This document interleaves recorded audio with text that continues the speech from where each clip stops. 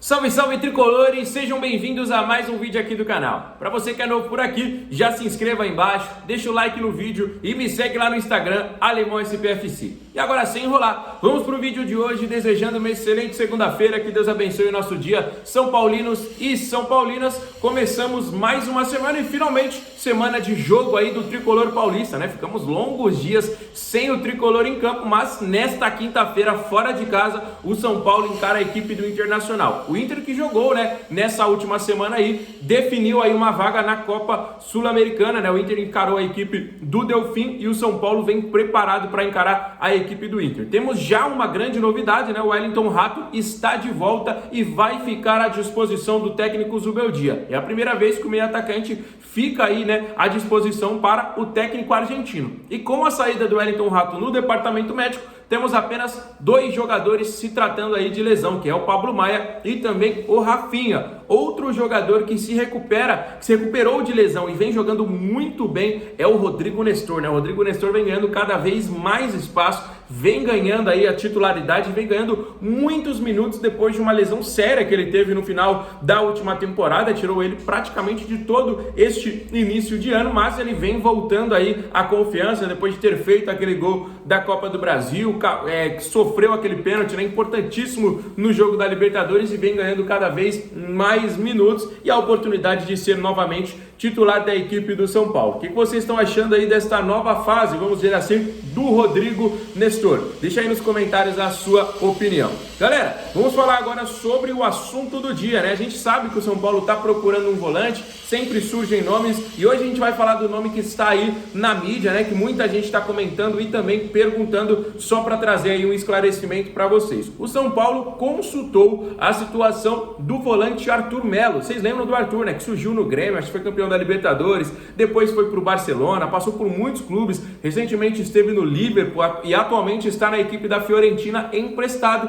mas não ficará de maneira definitiva. Já jogou também pela seleção durante muito tempo, mas depois caiu muito de rendimento, a gente não conseguiu entender, né, o que aconteceu com o jogador, e o São Paulo sim foi em busca aí de maiores informações, mas dizendo a verdade para vocês, a chance aqui dele vir é, praticamente nula, por conta dos altos valores envolvidos. Ele ainda tem contrato com a Juventus, um contrato que envolve muito dinheiro. Ele passou sim por 2 empréstimos recentemente, mas não é tão simples assim, tem outros clubes interessados e também tem esses altos valores envolvidos. Então, só para esclarecer, o São Paulo sim foi atrás do Arthur, querendo saber aí as outras condições, mas é quase zero a chance do São Paulo conseguir por conta dos altos valores na negociação, tá bom? Então, só para esclarecer aí esta informação para todos vocês. Vamos fazer uma outra atualização rapidinha, né? O lateral direito Orejuela, né, que pertence ainda à equipe do São Paulo, voltará de empréstimo, né? Será jogador de São Paulo novamente, mas ele fez um pedido. Ele pediu para ser emprestado novamente. Ele está na equipe aí do Independiente Medellín, lá na Colômbia, né, o seu país natal. Ele tem contrato até março de 2025 com o São Paulo e ele pediu para ser emprestado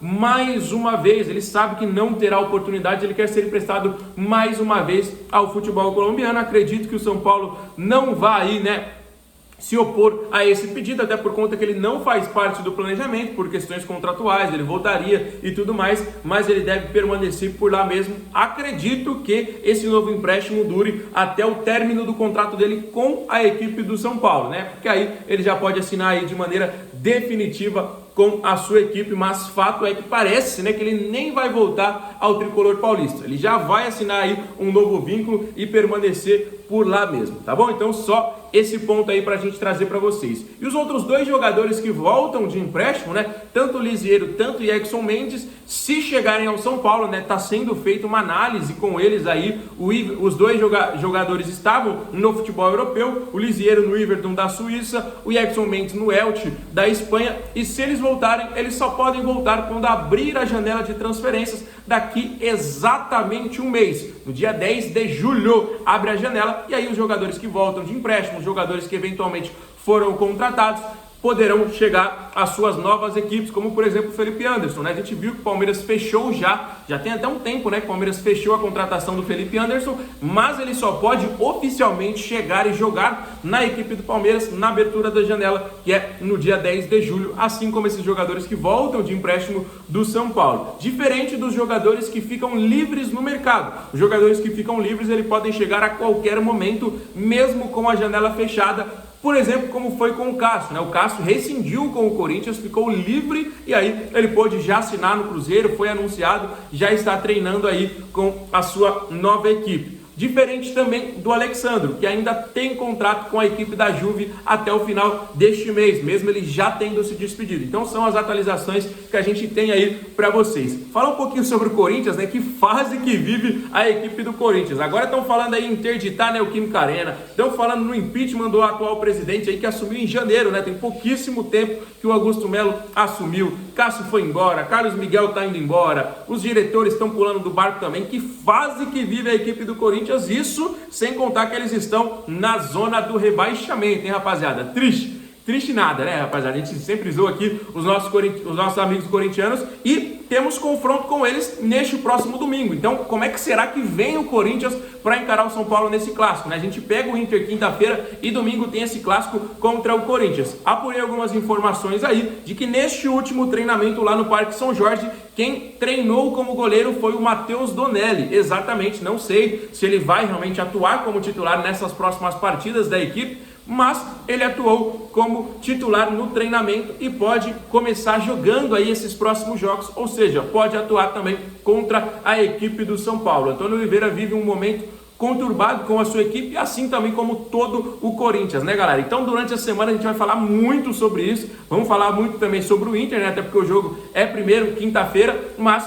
domingo lá na Neoquímica teremos mais um clássico na temporada. Nós já quebramos o tabu. Será que nós conseguimos mais uma vitória para aumentar aí este tabu agora pelo nosso lado, né? Porque aí, se a gente conseguir uma vitória, será um tabu de 2 jogos para a equipe do São Paulo, na casa aí do nosso adversário, na casa do rival. Mas vamos focar aí no Internacional, que mesmo tendo todos esses problemas, né, a gente ainda enfrenta, né, toda essa situação catastrófica que teve lá no Rio Grande do Sul. O Inter, o Grêmio, o Juventude, as equipes aí já voltaram aos seus jogos e por isso nós teremos aí o Campeonato Brasileiro. Ontem teve, né, uma partida atrasada de 2 equipes aí da parte de baixo da tabela, né? O Cuiabá venceu fora de casa a equipe do Criciúma por 5-2. Cuiabá que em 6 jogos não tinha feito nenhum golzinho no campeonato, meteu logo 5 fora de casa contra a equipe do Criciúma, que vinha de bons jogos, né? Meteu 4 no Vasco no São Januário, quase venceu a equipe do Palmeiras na última rodada, né? O Palmeiras fez gol no finalzinho, o Criciúma teve chance, mas ontem acabou derrotado aí por 5 dentro de casa para a equipe do Cuiabá. Então esse Campeonato Brasileiro é cheio de surpresas, né? A gente vai encarar o Cuiabá depois do Corinthians também, né? São 3 rodadas seguidas de Campeonato Brasileiro. A gente ainda aguarda o sorteio da Copa do Brasil, porque a gente quer também conhecer o nosso adversário. Libertadores a gente vai ter que pensar só lá pra frente, né? Libertadores vai ser apenas na segunda semana de agosto, né? Então falta ainda 2 meses. Nós já conhecemos o Nacional, né? O nosso adversário que tá bem no Campeonato Uruguaio, tá em segundo aí colocado, classificou em segundo também no seu grupo da Libertadores. Então até então aí esses são os parâmetros do São Paulo para a temporada. Falando um pouquinho sobre o Júlio Casares, né? O Júlio Casares implementou aí um planejamento para que nos próximos 5 anos o São Paulo quite todas as suas dívidas. Uma coisa a gente tem que assumir, que o Júlio Casares está fazendo um grande trabalho à frente da presidência do São Paulo, né? Nessa sua gestão aí já foram 3 títulos, né? O Paulista em 21, Copa do Brasil em 23, Supercopa em 2024, além de 2 finais, né? Perdemos finais do Paulista, perdemos finais da Sul-Americana, quitando dívidas, fazendo grandes contratações e agora tem esse planejamento para que em 5 anos o São Paulo realmente extingue tudo o que está devendo hoje, o que vai nos possibilitar a reforma do Morumbi, o que vai nos possibilitar fazer grandes contratações, grandes nomes, grandes contratos aí com os jogadores, segurar mais as nossas joias, né? Porque, mano, até hoje eu acho que o São Paulo vendeu barato o Beraldo, né? O Flamengo ia vender por quase o mesmo valor o Fabrício Bruno, que tem 28 anos, sendo que o Beraldo tem 20, né? E hoje é um dos jogadores titulares da equipe do Paris, é um jogador convocado frequentemente para a seleção brasileira, então São Paulo não pode ter essa filosofia de vender barato, né? Tem que ser igual o Flamengo, tem que ser igual o Palmeiras aí, Palmeiras conseguiu vender o Endrick por, sei lá, 60 milhões de euros, aí agora vendeu o Estevão por mais 40, tá vendendo o Luiz Guilherme para a equipe do West Ham por mais 30 e poucos milhões, tudo em euros, e o São Paulo vendendo apenas por 20, né? Então, para vender o Pablo Maia ou para vender algumas outras joias, a gente tem que valorizar mais. Então, isso é muito importante para todos esses aspectos, beleza, rapaziada? Então, se você for novo aqui no canal e quer diariamente acompanhar todas essas notícias, não esquece de se inscrever aqui embaixo. Para todo mundo que está nos acompanhando, like aí no vídeo, bastante, compartilha com os amigos e deixe os comentários sobre todos os assuntos que a gente falou, fechou? Fiquem com Deus, um abraço, valeu!